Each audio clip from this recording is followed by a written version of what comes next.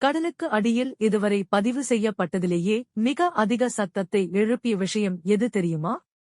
நீலத்திமிங்கிலம் இல்லை, அணுகுண்டு வெடிப்பும் இல்லை. அது ஒரு மர்மமான சத்தம்.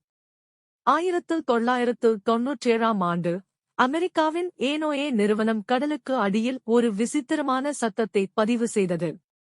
அதற்கு அவர்கள் வைத்த பெயர் தி ப்ளூப்.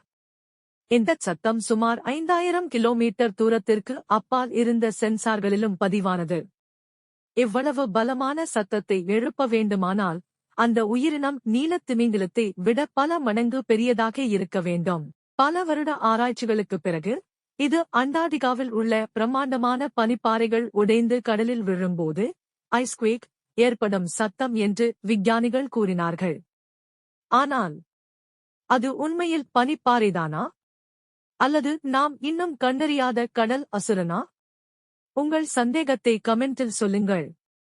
ஆழ்கடல் ரகசியங்களுக்கு பிரெயின் எக்கோவை சப்ஸ்கிரைப் செய்யுங்கள்.